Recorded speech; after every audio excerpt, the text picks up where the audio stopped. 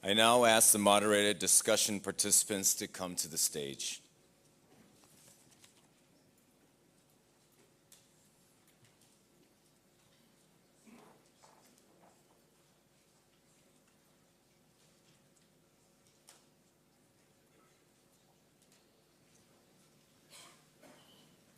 Good to see you again.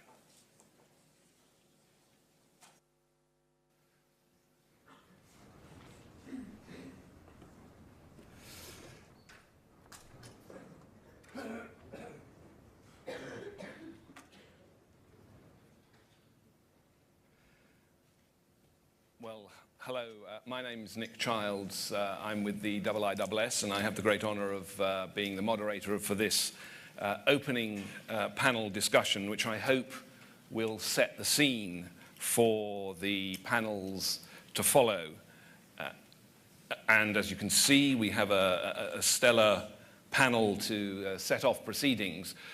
We will have a discussion on the stage here, but with such an assembled talent, this will also be an opportunity for you to pose what questions you have about our subject matter for the next 2 days to the panelists later in the session. So I would like you to start thinking about any particular questions that are gnawing away at you at the moment, and hopefully we can have a good discussion over the next hour or so.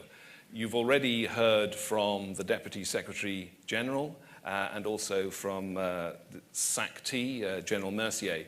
But as you can see, I also have on the panel General Peter Pavel, the Chairman of the Military Committee, and the Vice Chief of Staff of SHAPE, Lieutenant General Hugues Delors-Laval. What I'll do is suggest that we have as a strategic backdrop to all of these discussions, I think by common consent, a sense of a real shift in the character and the scale of the challenges facing NATO, which has taken place in recent times. Dare I say it, challenges that are both internal as well as external. But we've also heard that NATO has, and we know that NATO has adapted in the past, including quite dramatically. So with that strategic backdrop, in that context, I'd like to start by turning to General Mercier first and ask, from your perspective, what is the real difference? What is it that makes the real difference now in terms of the strategic backdrop and the challenges? And how does that affect, for NATO, the way it perceives the challenges that it faces? And particularly, how it motivates something that you're championing within NATO, this persistent federated approach as an answer to those particular challenges? Thank you for this question. And what I'm used to saying is that we have shifted from what I call a complicated world to a complex one. Complicated means that we have many parameters, but we can continue to deal with those parameters and put them in equation. And this led the adaptation NATO has always had. And if we look in the past, we have a bit stovepipe some of the answers because it dealt with the strategic context. But now we are in a complex world. Complex means that we have so many parameters. We cannot deal with all of them, and we need to find new answers. So many parameters for what? We cannot imagine that we have a crisis in the north, in the Baltic states, without huge consequences on the Black Sea, without huge consequences in Syria, without huge consequences in many parts of the world, and vice versa. We cannot imagine that and we can see that we'll have more than likely hybrid scenarios, which means that crisis will start with not a clear definition between peacetime and conflict. And that may lead to have first answers provided by nations before we have a transfer authority to the NATO operations and NATO command structure. And we have an interrelation of actors everywhere. And especially in this area, in the Balkans area, we can see that everything is interrelated. So because of these numerous parameters, which means that if we touch one parameter, we will completely have consequences on others. The world is more complex. And the way to deal with this complexity is to be really more persistently networked. This is exactly what does the civilian world. Again, it's interesting to see the principles that are applied by these companies that are successful today. And in these principles, we see that the best way to deal with complexity is to have more, sometimes decentralized ways of managing their operations. And that complexity calls for a new mindset and calls for new answers. And this is really, for me, a big change from what we knew before and what we are dealing with today. The three core tasks of the strategic concept are still valid, but they are very much interrelated now. I'll turn now to General Delors-Laval. In this time of strategic change, from your perspective, where you sit, what does an adaptation mean as far as SHAPE is concerned, and from SHAPE's perspective? Well, thank you, Nick. To start with, I would say that adapting for us means first changing our mindset. It means to be able to manage strategic challenges that are to some extent far more demanding than adapting to individual crises we've seen over the past few years. It means resizing the way we think, changing our mindset. It means to be postured to wage war, because war is, again, imaginable. Besides changing our mindsets, it's essential that we are able to adapt our business. By that I mean changing the way we train. And it's now clear that we have to train for Major Joint Operations Plus, MJO Plus, change the way we plan, and the 5 graduated response plans are very much in line with that objective. Change the way we command and control our activities and operations, and the upcoming adaptation of the NATO command structure is extremely important for us. Change also the way we posture ourselves, and the ongoing enhanced forward presence, EFP, and tailored forward presence, TFP, add to have a better adapted posture. And adapting our business also means adapting the way we respond. And that is underpinned by the RAP and the VJTF, the Very High Readiness Task Force. And on top of that, besides mindsets and the way we do our business, adapting also means improving the way we deter. Deterrence has to be, I would say, a standing task. Deterrence is something we need to be focused on a permanent basis. And to that end, it means achieving a better consistency between our activities, our actions, on the one hand, and our messaging, on the other hand. It's all about this consistency between what we do and what we say, and the way we want our activities to be portrayed in order to more efficiently deter.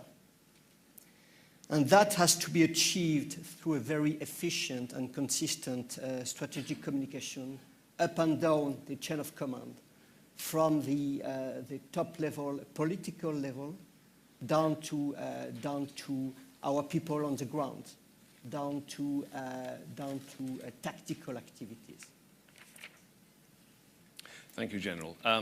I'll turn to General Pavel now.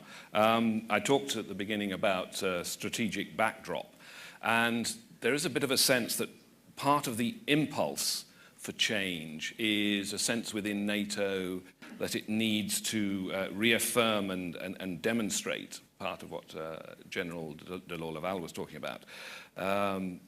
Reaffirm and demonstrate its value and its relevance in the face of some significant, very public challenges. And I point particularly, for example, to the public challenge laid down by the President of the United States, President Trump, when he talked about NATO being obsolete.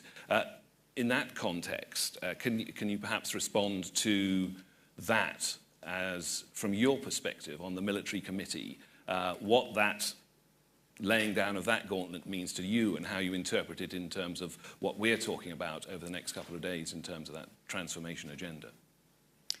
Well, thank you, Nick, for this really easiest of questions at the very beginning. And I have to say that I was asked that question several times because I dared to comment on the notion of obsolescence of NATO when at that time still presidential candidate expressed the view that NATO was obsolete. And I'm not going to argue what now President Trump had in mind when he used that term. But when we think about the very notion of obsolescence of NATO, we can either see it from the point of view of the very existence, the foundation of NATO, as an institution that doesn't have its place in modern security arrangement that President Putin tries to suggest. Or we can see it from the point of view of adaptability or ability to adapt and to be up to speed with current developments.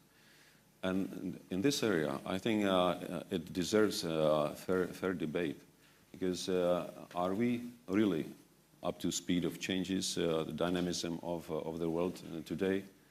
And I'm not going to argue with a number of very positive steps in terms of adaptation that Deputy Secretary General mentioned in her opening remarks. They are undisputable. But on the other hand, we can see that our opponents are learning and learning very quickly, and they are learning from us. And if we ask ourselves the question, are we able to learn from them or even from ourselves? Because if we look, how long does it take to us to take some lessons from our previous activities? And I will just mention CMX or our previous operations and engagements. So there are definitely areas where we have a lot of room for improvement, and there is a lot of work to do in terms of internal adaptation. We have done a significant adaptation in military strength of adaptation, a little bit less in political, but I would argue that even less than less in institutional adaptation. When we talk about capability for fair self-reflection, we are still too much bound in the culture of obligatory success, that we present all our activities as almost perfect. We are quite often bound to a 100% solution or gold-plated solution, that it takes us a long time to come up to something that would satisfy our perception. But by coming to it, it's already overcome by event. And we have to accept that if we are to be up to speed with our opponents, who are not bound so much as we are by principles, we really have to start adaptation now and start by the increments that are achievable in short time and will deliver difference probably tomorrow, not in a couple of years. Because only that will bring us to the speed of relevance mentioned by several leaders over the last couple of months. And I think we don't have to wait for development of policy, for this federated approach, or federated networking, then strategies, and then the structures and papers. But we can start with different elements today.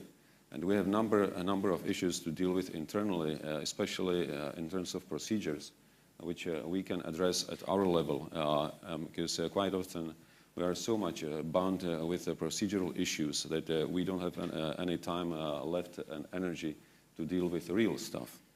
And quite often we see our procedures as something carved into stone, not something that we have developed ourselves to make our life easier and to come to an objective. So if we find that our procedures are restricting, then we have to change them. And it's that approach that this seminar is to suggest. And I very much welcome the paper presented by IISS together with ACT, because there are many good ideas that we should discuss, and I would very much encourage everyone to take this very open and frank approach to come up with ideas that can then serve to other subsequent meetings of our ministers, heads of states, and the chiefs of defense. Thank you. I'll turn to the Deputy Secretary General now. Deputy Secretary General, in your opening remarks, you talked about the challenge of having, in the current context, both to defend and deter and to project stability at the same time, that it wasn't an either-or, it was a case of having to do both at the same time. Already we are hearing from your co-panelists that the same is very much true in terms of adaptation and transformation. And indeed, this is the theme to a large extent of the discussions over the next 2 days. It's adapting to the urgency of now and bridging to the future in order to sustain a long-term relevance and ability to sustain a mission. From your perspective and from the Secretary General's perspective, how do you do that, or do you have to set priorities? Well, that goes without saying. Any good institution sets priorities, or it's wasting its time, it's wasting its budget, and it's wasting its effort. So that goes without saying. But first of all, I wanted to say I agree with the very good points that my military colleagues have made, and so I'm not going to run over the same ground, but I'm glad to hear that command adaptation was raised, what we're doing at NATO to look at command issues, and the several other issues that were raised as well. And I can fully endorse what they had to say. You won't be surprised that I would say that, but I just don't want to go over that same ground. I'd like to focus on the point I raised in my talk, because this has been front and center so much now about defense burden sharing. And people say, oh, more money, more money, more money. What's that going to gain us if you're throwing good money after bad, if you're wasting it, et cetera? So I wanted to zero in on the point I made that Jens Stoltenberg constantly emphasizes. We also, not only more money, but we have to spend better. And I think there's some of the core concepts that were brought up. The IISS paper highlights them, but also in our discussion so far this morning, thinking about how do we spend better. And General Pavel just mentioned institutional adaptation. That's one aspect of this. And at NATO, we are looking, with the help of outside experts, we are looking at ways to improve, streamline acquisitions procurement. You know, some kind of, I consider it bread and butter, bog standard institutional adaptation, but very necessary at this point because of the pace at which technology is driving us.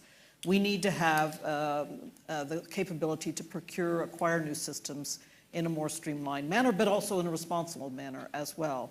But there is also a very serious aspect of this, and it was highlighted, I thought, very well in the little film.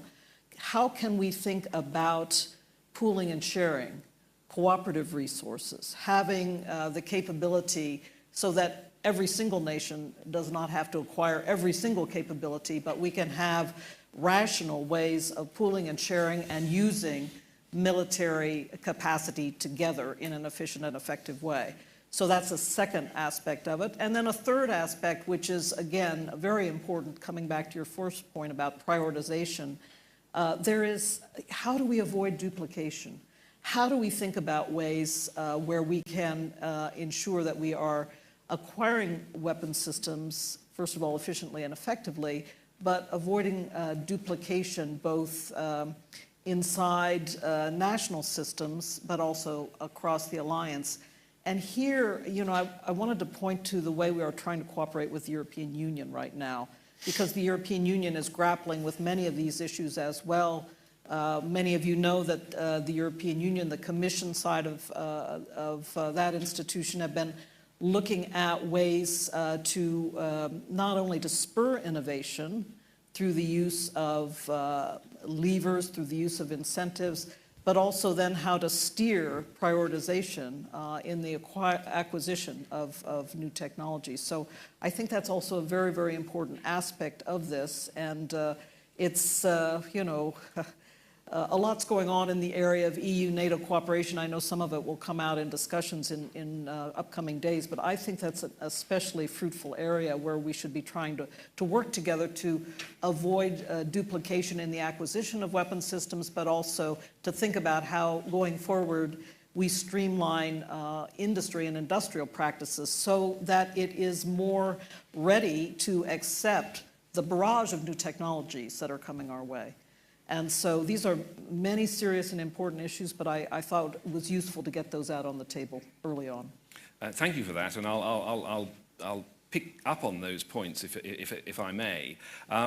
One of the discussion points that came out of the Young Professionals Day yesterday, and has to some extent already been highlighted in the comments today, is this sense of how do you sustain a coherence within the alliance when the challenges are complex and interrelated in many ways, but the perceptions of those challenges are different depending on where in the alliance you happen to sit geographically and in other ways. And that one of the responses to that is, and should be, what you were talking about in terms of spending better, in terms of an old phrase that has come back again of pooling and sharing, but also specialization. Specialization has come up as an answer and maybe part of the federated approach as well. But that is a rock that has been so hard to crack for so long for all sorts of reasons, including institutional, including the political points that have been raised particularly by General Pavel. Is specialization the way forward, and how do you make that change? Is it possible now to make that change and have progress on that front in a way that it hasn't been possible before because of those barriers that we talked about? Maybe I'll start at the end of the panel again and ask the Vice Chief of Staff of SHAPE for his thoughts on that. In terms of military efficiency, there are merits in specialization for sure. Be it specialization in regional terms or in specific roles. But you have to consider also the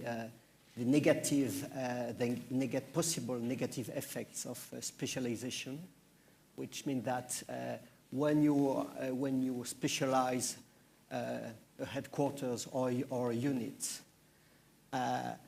you don't allow that unit to be good at other roles or to be good in other parts of an area of operation. And that has an impact on the political level, because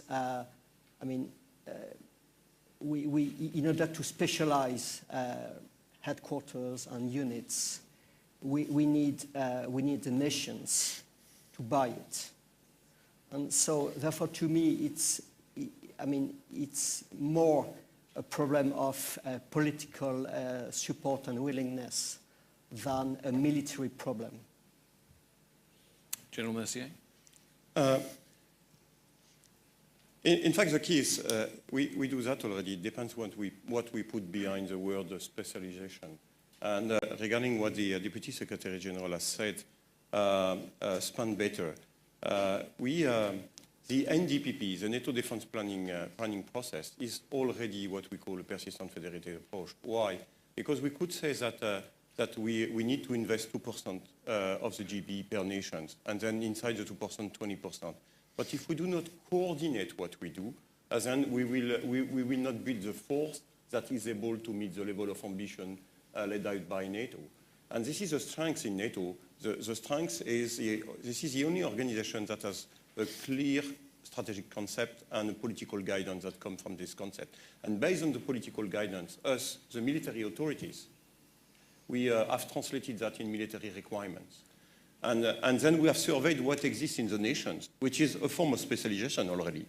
And based on the requirements and what exists on the nations, then we have defined targets. And your nations very recently have been asked to implement those targets and choose a joint consultation. And we are proud now because 100% of the targets have been accepted by the nations, and sometimes grouping some nations together.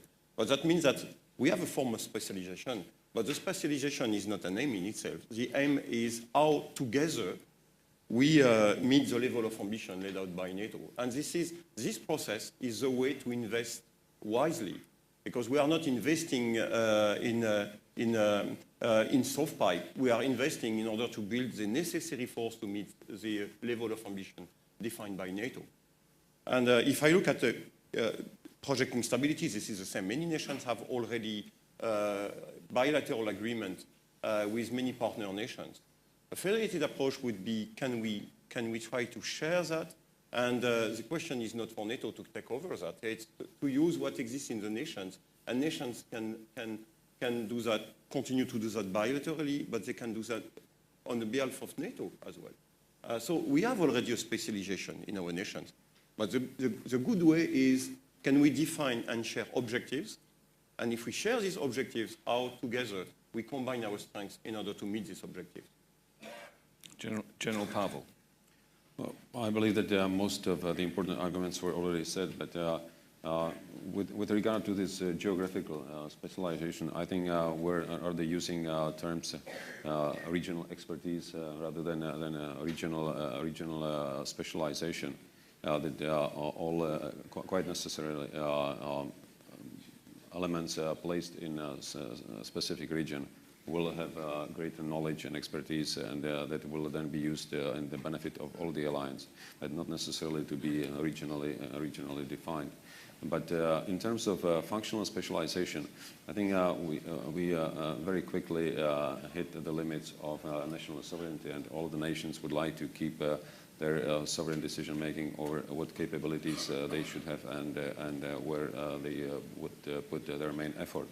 But instead of specializing on specific functional capabilities within the alliance, I think what looks quite promising is that clustered cooperation that delivers capability that individual nations are not capable of.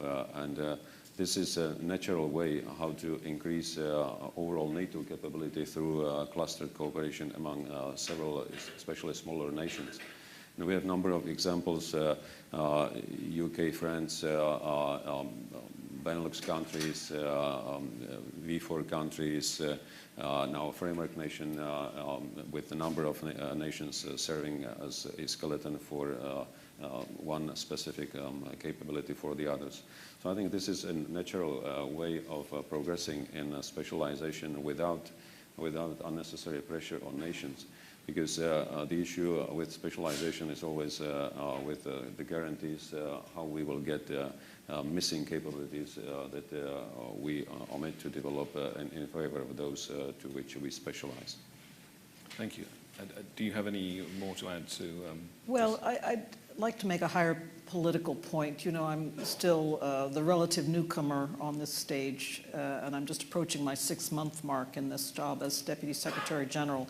And what has been fascinating and very, I think good for me to come to understand in this job is the degree to which this creative tension in the accumulation and then the establishment of consensus over any issue really drives the alliance forward in a very positive way. And I will refer specifically, I have nothing to do with what happened at the Warsaw Summit because I only came afterwards, but the fact that the core objectives that were agreed by consensus there are both projecting stability and defense and deterrence, and that both of those core objectives have a 360-degree aspect to them. This, of course, this continues, forward to have a certain tension to it as different countries inside the alliance have different top priorities. But I do think that we have in place now a balance that in our consensus on core objectives that allows us to drive forward in any number of areas. Since you raised the question of geographic focus at the start of your question, I would just say, to me now the policy foundation is set. Now we manage the I'll call it creative tension to be nice. Now we'll manage the creative tension going forward and try to take into account all the necessity of adaptation in terms of technology acquisition and every other aspect.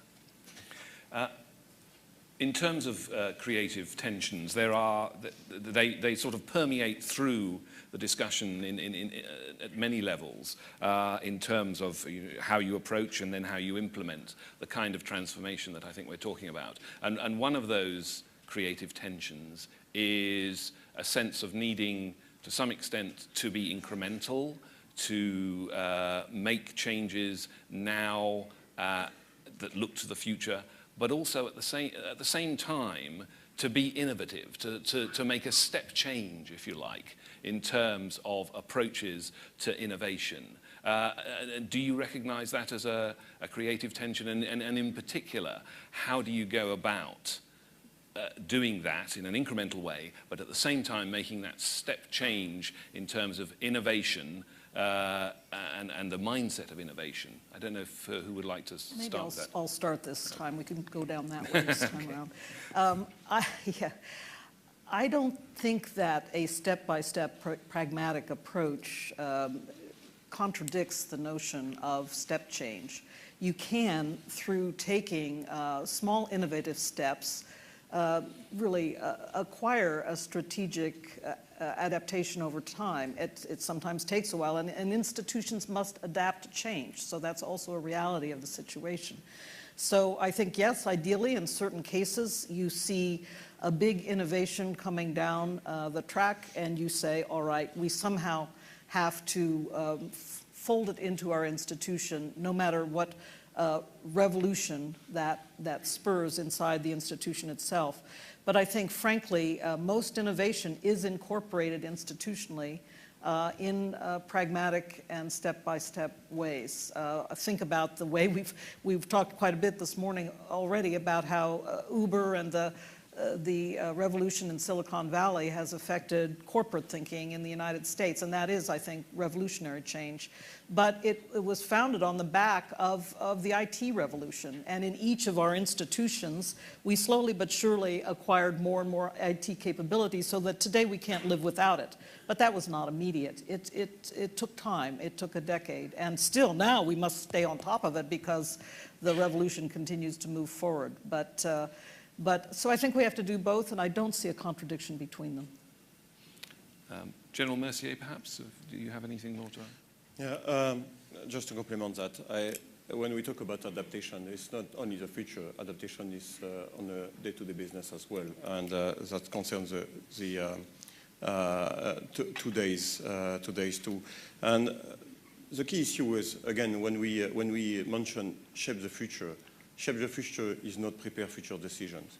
Is look at the future of present decisions, and this is what it is really important. But if in NATO, we have two documents that look ahead, especially the future trends. This is a strategic foresight analysis and the military implication. Strategic foresight analysis defines the future trends that could lead to a crisis, and the military application, which is the framework for future alliance operations. And we update this document every 4 years, but that's 30 years ahead. And then we have the current adaptation, mainly the how we adapt as the alliance following the decisions of the Warsaw Summit. But something in between was missing. So we have started working and together with the CEO on some of the concept for 15 to 20 years. What could be the game changers, especially in the military side? But then when we say that, the question comes at what are we doing today? And when we look at these game changers, the key question is, what are the steps we need to do today in order to meet this future we foresee that will be wrong. We will have to adapt it permanently. But the key issue for that is how we educate. I see that in people we receive in ACT, in our people in innovation, because that requires some kind of education. You cannot say innovation. Innovation is not new ideas. Innovation is how we implement those ideas. And this is what many universities and dealing with that they call the design thinking. The first thing is we need to permanently assess the environment, to understand the environment. And then the key question is how we put a problem on the table before a solution. And sometimes we have had the tendency to put the solutions before the problem. And we need to put the problem and analyze. The first thing when we put a problem on the table is see what are the actors we need to combine in order to find solutions. And what are the architectures of these actors? And this is really a mindset. Because of the complexity I talked about, no one nation, no one organization has all the solutions. And so understand the environment, put the problem, look at the actors, how we combine this effort, and then we can design the solutions. This is innovation. But this requires training.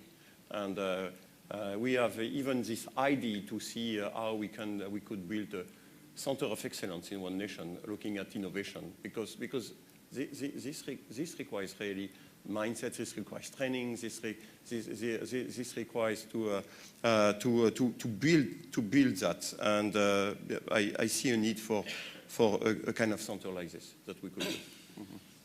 Would either of the other two panelists like to offer any further thoughts on the innovation implementation question? I would only refer to the argument I made in my answer to your first question. That is that incremental approach is probably very good way to go in this very dynamic environment, because if we always wait for developing a 100% solution, it will take a lot of time, a lot of energy, and very low effect.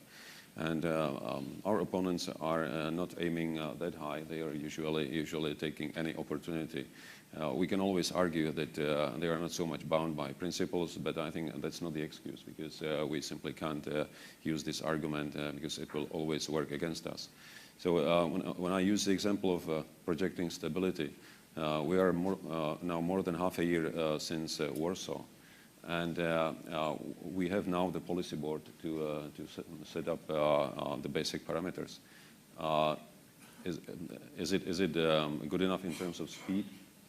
And we don't have a clarity about the area of operation for projecting stability. We haven't identified which role NATO will play in this big endeavor of projecting stability. What is the objective? What will be the role of partners? So there's a lot of questions. And again, if we try to develop it in a way that we are used to, that means to develop a policy, strategy, then big framework, organizational structure, number of papers, we'll probably not get there. So we have to learn how to identify main direction, and then basic parameters and framework, and then come up with little increments that will be filling the space in the desired direction. Otherwise, it's very difficult to succeed. General Delort. Yes, just to complement what Denis Mercier said about innovation. I mean, innovation is not just a matter of technology. Innovation is not only in the hands of companies. Innovation is also in our hands. And there are areas where innovation can be implemented very soon without embarking on very expensive projects. Let me take two examples. In the maritime domain, we are developing a principle by which we are able to task ships at short notice in order to integrate them in our command and control. It's called Savant. So it's a good way to improve the way we add on to NATO standing forces by using national resources. Another example is the way we are able to enable the area of operation, potential area of operation in terms of logistics. We call that the enablement of the AOR. The logistics area is an area where things have changed dramatically over the past 20 years. The situation we had during the Cold War is not equivalent to the situation we face today in terms of logistics. It's another area where we can implement very innovative solutions at short notice. Thank you all. I think it's high time that I opened the proceedings to the floor and invite anyone who has a question to catch my eye, first of all. There is a microphone roving around. When I acknowledge you, if you could, before you pose your question, identify yourself and any association you have for the sake of, for all the assembled gathering. And at the back there, I see Julian Lindley-French. Thank you. Good morning, Julian Lindley-French, Vice President of the Atlantic Treaty Association. I'm going to ask you straight off the so what question. I'm hearing the jargon, and I've grown old hearing NATO jargon. And I think you believe what you're telling me you believe. The trouble is, I just don't believe you. I simply don't believe that you're willing to put up with the kind of disruptive thinking that you claim you want to generate the outcomes that you claim to be seeking. So, my specific question and challenge to you is this. Where is the space inside NATO, inside the command structure, inside the political structure, where people can tell you what you don't want to hear? Because unless you do have that space, you will not generate the changes you need to generate given the nature of the threats and risks that are coming at us. Thank you. Well, who would...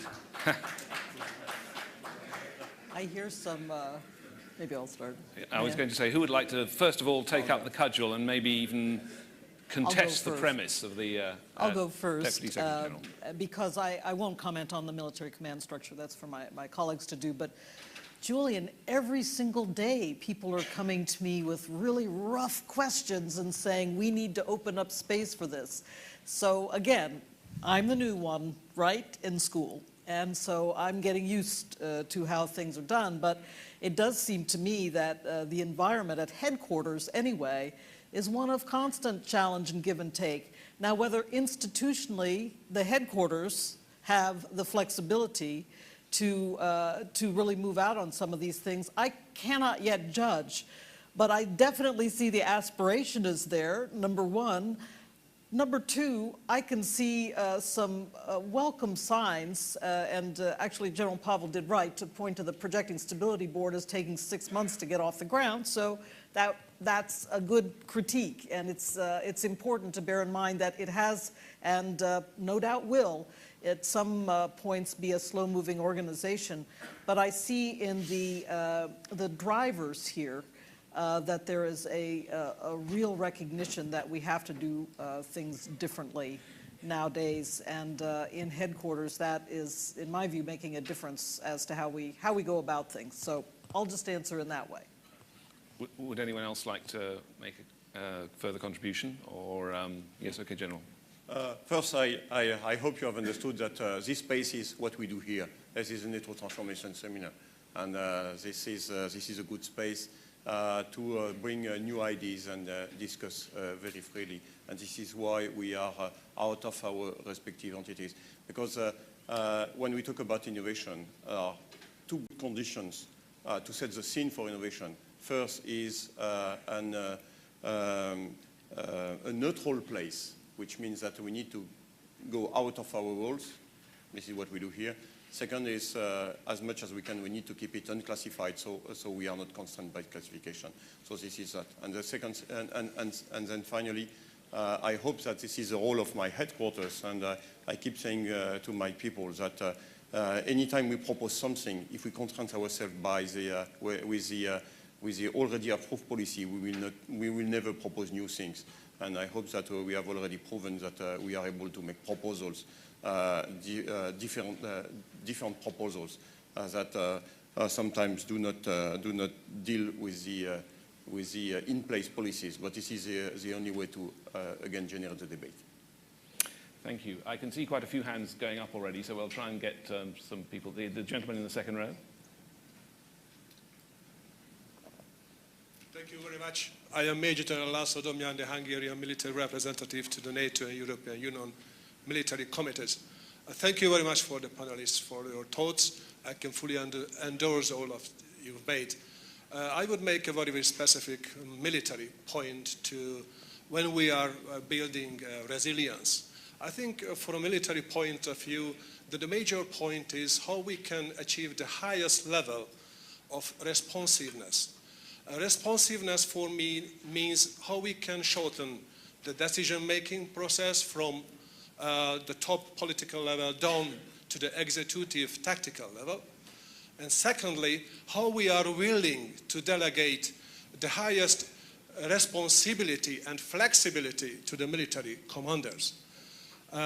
In this perspective, General Mercier, when we are talking about the persistent federated approach, I think the most sensitive issue, what we have been approaching more and more frequently in Brussels, where is the red line from a member state point of view?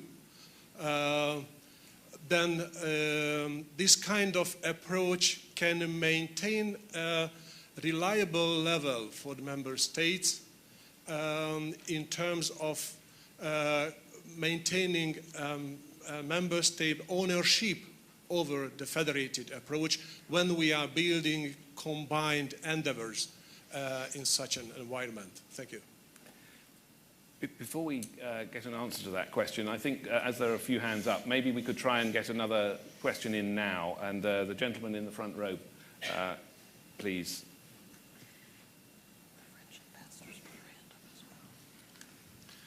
My name is François de Kerkhove. I'm the Belgian Perm Rep to NATO. Thank you very much to all of you, Deputy Secretary, gentlemen, for this interesting presentation and your points of view.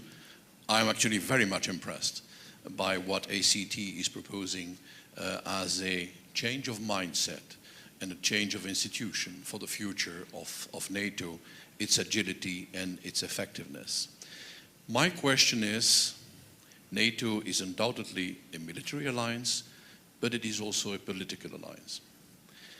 How are we going to translate this military mindset into political mindset? Being at the core of regalian competences with armed forces, we need a strong political backing and a strong public opinion backing. Both go hand in hand. For the political authority, and likewise for the public opinion, the sophisticated reasoning that you have, and that is perfectly justified, is not exactly the same. Public opinion and authority will judge in terms of what is the threat, what could the threat possibly be, and how are we going to engage and respond to this threat. And that's where I'm afraid that we risk, between NATO and the respective political authorities of the nations, as well as their public opinion, we risk a gap, where on the side of NATO, there is a clear perception of where we go and what instruments we need to use. General Pavel or General Mercier, I think, mentioned the absolute necessity and the essential role of NDPP, which is something perfectly well known inside NATO, but which is a totally ignored animal in the nations. What is NDPP? And NDPP is at the core of capabilities we are going to acquire for the future. So that is my concern. I know there is a great deal of work for the nations themselves. It's my role towards my own country to try to translate that. But it's not only the role of the nations, it's also the role for NATO, SHAPE, ACT, to be there some sort of translator and not to marginalize the alliance in a corner of experts and specialist discussion, whereas we are dealing with absolutely core of the Regalian competences. Thank you. You know what, I'm going to try and get one more question in. I think the French ambassador in this round.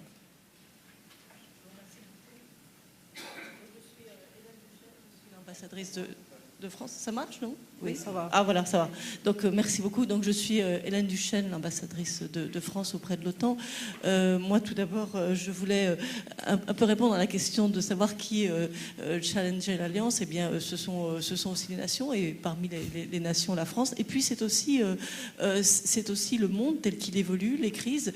Et puis c'est aussi ce que l'OTAN a su mettre en place, à savoir les groupes d'experts, les groupes extérieurs, parce que au fond l'Alliance a aussi conscience du fait que c'est plus difficile de se réformer de l'intérieur, et il y a dans les processus d'évolution des groupes d'experts extérieurs qui permettent de donner leur avis. Alors, pour dire un mot sur les menaces aujourd'hui, effectivement, elles sont de plus en plus nombreuses, elles sont de plus en plus... On est dans un monde plus imprévisible, on ne cesse de le dire depuis 2 ans, et chaque jour apporte son lot d'imprévisibilité, et vraisemblablement, la réponse, les éléments de réponse, d'abord, c'est parce que le monde est plus dangereux, plus de moyens militaires, et nous sommes en train de faire cela avec le Defense Investment Pledge, mais c'est aussi, au fond, plus de flexibilité, plus d'agilité, la possibilité d'utiliser nos moyens dans de très nombreux cadres d'emploi, parce que ce soit l'ONU, que ce soit l'OTAN, que ce soit à titre national, que ce soit en coalition, parce qu'on a bien conscience du fait qu'il n'y a pas une seule réponse et qu'il n'y a pas une seule forme de menace. Et c'est pour ça que moi je suis très intéressée par la vision de l'approche fédérative où l'on se connecte tous selon nos moyens, et j'aimerais savoir dans quelle mesure cette approche peut être déclinée dans le cadre de la révision de la NCS, parce que c'est un élément évidemment décisif d'un concept d'architecture, et j'aimerais savoir si le général Mercier peut nous en parler de façon un petit peu plus précise. Je vous remercie. I think let's start. The first question I think was primarily aimed at General Mercier, so perhaps we'll start with that question first. Yeah, the first question was twofold. In fact, how on a military level we can improve the responsiveness and have the highest level of responsiveness, and how we give the flexibility to the commanders. Regarding the responsiveness, that's a very good question, because everything we have done since Wales is based on how we improve this readiness and responsiveness. When we are talking about posture, a posture is always something. A posture is always, on military level, forces with an appropriate level of readiness. But if you have the forces very capable with the highest level of readiness and being very responsive, you have nothing, because you need six domains that are absolutely essential to enable your responsiveness. First thing is a robust command and control structure, and this is why when we talk about this persistent federated approach and how we federate more, that we have nations together with a NATO command structure. First, the idea is not to outsource the NATO command structure. Absolutely not. The idea is how we do better by leveraging everything that exists in our nation. A robust command and control structure is a first condition for responsiveness. Second is our logistics and sustainability concept, and this is exactly what Hugo has highlighted. We have seen that if we do not have a very robust logistics system, and then we will not be able to deploy our forces with the appropriate level of responsiveness. But that means that today in logistics, this is pretty much a national responsibility. But if we do not federate our efforts, then we will not have the responsiveness that is consistent with the responsiveness we have required for our forces. Third thing is exercises. If we do not exercise correctly our forces to be able to be interoperable from day one, then we will lack something when we will deploy on a short basis. Fourth is partnerships. We will not conduct in the future any kind of operation without partners. I believe even Article 5. And this is why we need to continue to develop these partnerships, and especially with in mind interoperability. And then we need to have the right capabilities. We talked about the NATO defense planning process. We need to have these capabilities that are essential to meet the level of ambition, which means that are essential to conduct any kind of operations. And finally, our human capital, because in this changing environment, we need to be sure that our people, they educate the future leaders with a common background, so we can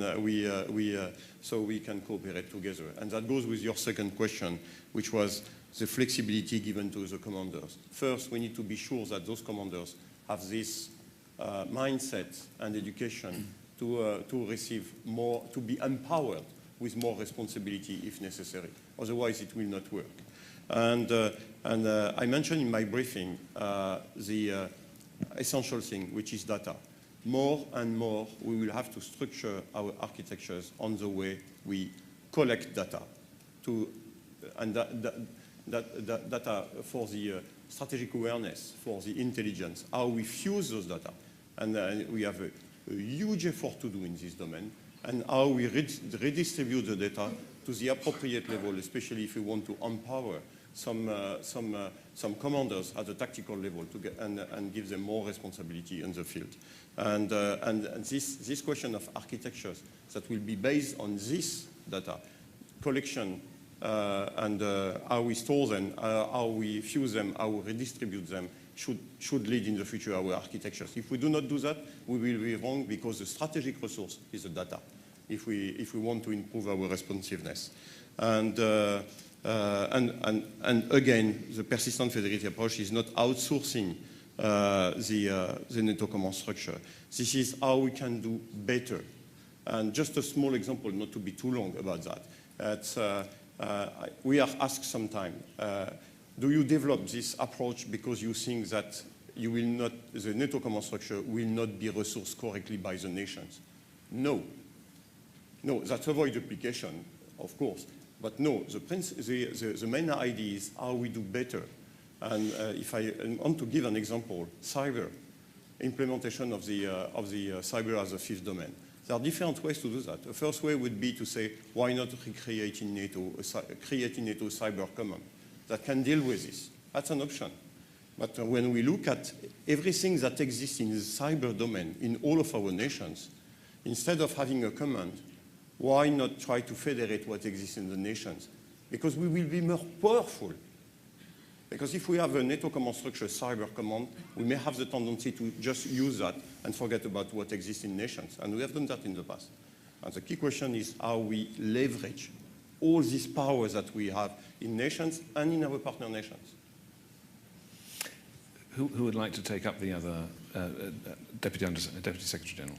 I'd like to say a word in response to both the Belgian ambassador and the French ambassador, and it also brings me back to Julian's earlier question about really how can this, gigantic aircraft carrier of an institution get to the point where it can move more nimbly to tackle these problems from the perspective, again, of the headquarters and the way the headquarters operates. And I wanted to draw attention, and many of our nations know this already, to our really focused efforts now to break down walls between the civil and military sides of the House. I like this panel very much because it's a kind of visible symbol of that. But we have here, for example, Arnd Freytag van Loringhoven, who is the ASG for intelligence, and his charge when he took the job up a few months ago was to begin to bring together the civil and military sides of the intelligence house, and we've already seen good results in that regard. Many of the nations have brought the military and civilian sides of their missions together in a way that is, I see it myself, enhancing effectiveness of communication and cooperation. So again, I know historically there have been probably many efforts to move forward in breaking down silos within NATO headquarters, but in this particular case, I can really see beneficial effect already, and I do think that that is a way that we can gain more efficiency in solving the problems that both the Belgian and the French ambassador pointed to. General. I would like to add one comment because I can't resist having here both the military committee and the NIC together to make a comment on decision making. This is the area where we can make change quite quickly in a much greater efficiency that we have today. There's a lot of tensions, especially when the military committee is not able to come to an agreed military advice. And I think we have to address it from a broader and common sense perspective. We are always told that military advice has to be unfettered and has to be politically informed. But the question is, what do we mean by politically informed? Is it politically informed or politically shaped from the very beginning? Quite often, the MILREPs come to the table with the instruction coming from top political places in their countries that doesn't allow them to have any meaningful military dialogue in military committee. And in that sense, the military committee cannot come to an agreement, and we spent time, because we are bound by procedures, having several working groups, then several military committees, and in the end, after a month, I sent my memo to SecGen and to you that the military committee was not able yet again to come to agreed military position. And I attached to my letter the way in which we agreed, and I described where we disagreed. In fact, you get the military advice, even though it is not mentioned or called military advice. So I would argue and call on all of you that your capitals, yourself, allow proper military discussion, because only then you can get proper and broad military advice, even though it will probably not always be agreed at 100%. But it's still much better for you to get a very broad and descriptive military advice than politically informed and reduced to a number of common denominator that is so useless that in fact you can't use it for your deliberations. So I would argue that there is a great room for improving decision-making process, that we offer you our best military advice, even though it will not always be liked. But I think we are not here to please you or to please our ministers, but it's to give you the best possible description of the situation and what are the risks associated to this situation. Yes, General. Yes, just one short point. I think we face a specific challenge in NATO, which is to reconcile the best use of the cloud, best use of the information flow on the one hand, and an efficient and robust command and control system in a cyber-heavy environment in particular. We mentioned Huber. Huber is nice, but Huber doesn't wage war. They are not confronted to the fog of war. They are not confronted to the clash of will. So let's be cautious not to embark on options and on solutions that would not properly fit our purpose. Thank you. It's been federated to me to be adaptable, and we can go on now to 11 o'clock. I saw there were a couple of hands, Ian Brzezinski and I think Stefan. If we had two short questions from you two and some short responses, I think we could just fit those in. Ian Brzezinski here.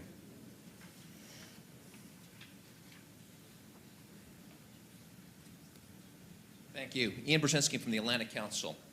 The question I have is the federated approach resilient amidst a community of democracies?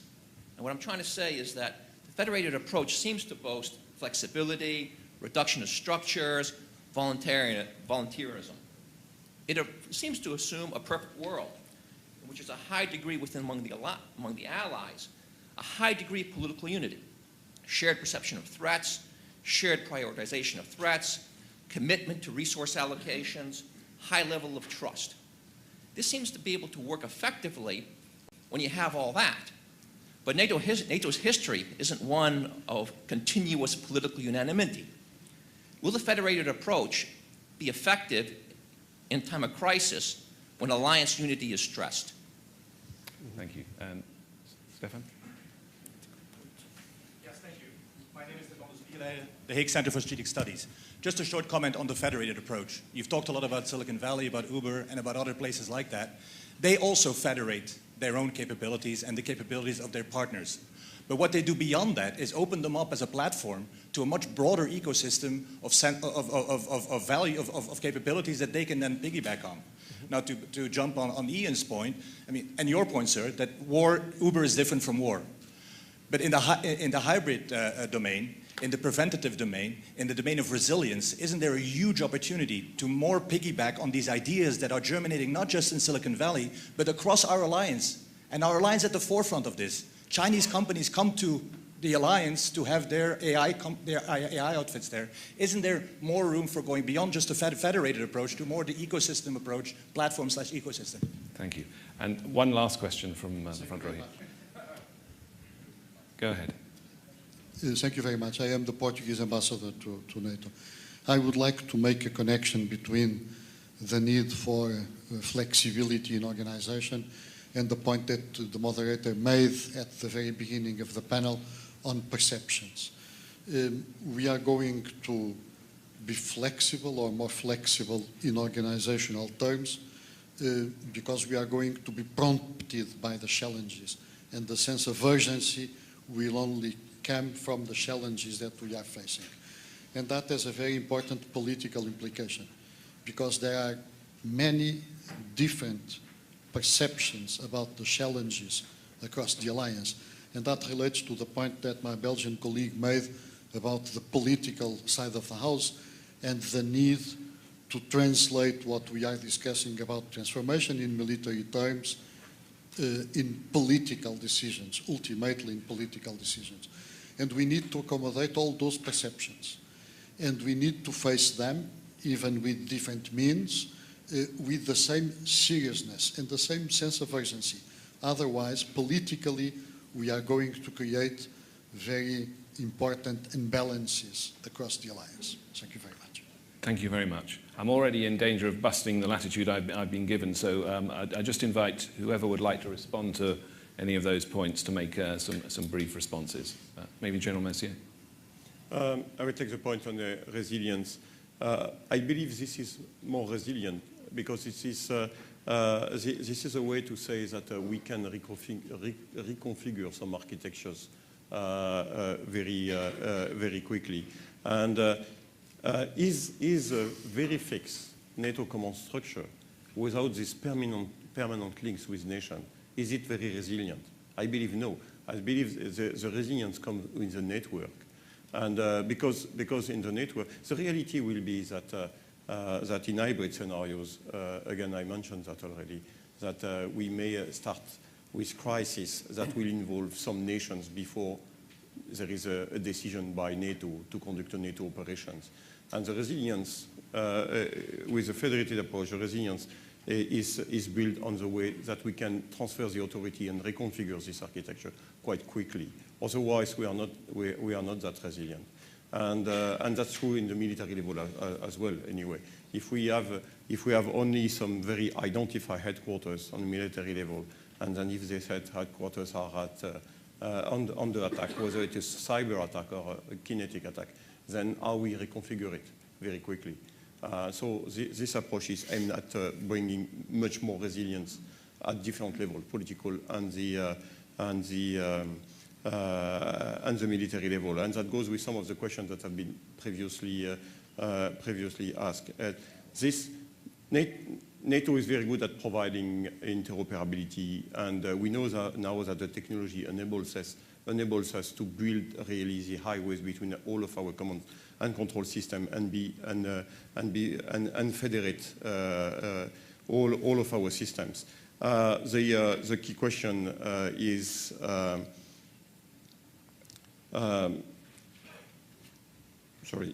the key question is true that we built, as was mentioned, we build an ecosystem and we'll be more powerful if we have this ecosystem ready.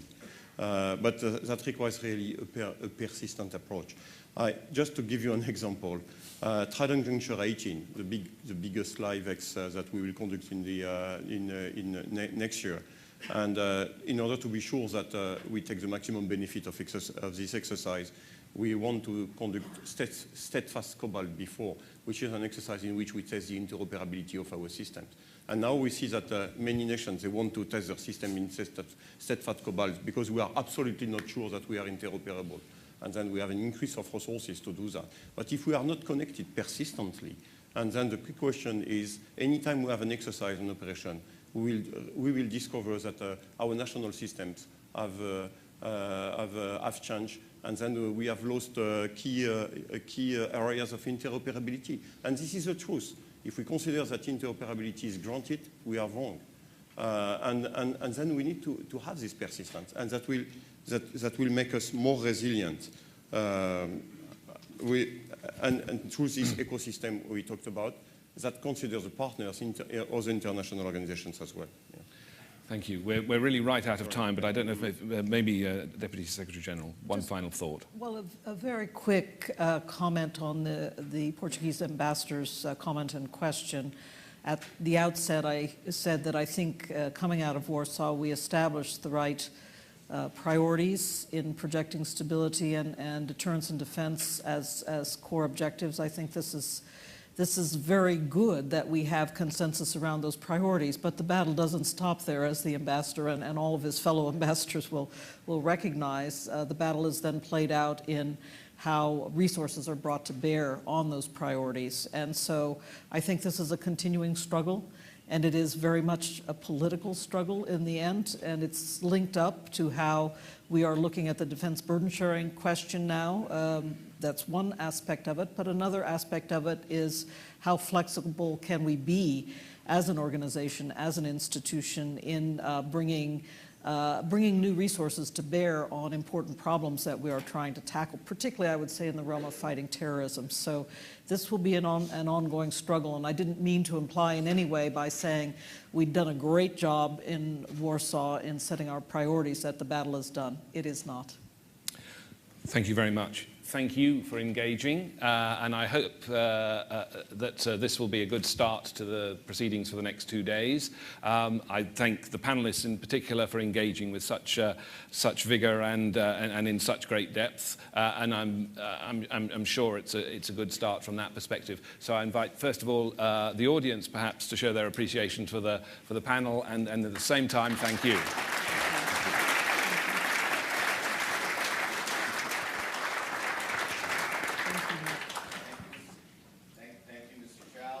To our distinguished panelists. So true to form, we've heard a lot of great discussions and questions and insights, but we ran a little bit over schedule, but that's okay. So this is a transformation seminar, so we will adapt. I will give you the 15 minutes of the allotted break since the bladder alert is coming up. So we will modify, and the break session now would be from 11:05 to 11:20. I ask you kindly that you will hear it audible, just heads up, at around 2 to 3 minutes prior to the start of the next session. You will hear a bell, a very gentle reminder to indicate that the imminent start of the next session is about to happen. So if I can ask for your cooperation, that we can start by 11:20 sharp. A round of applause again for our last distinguished panels.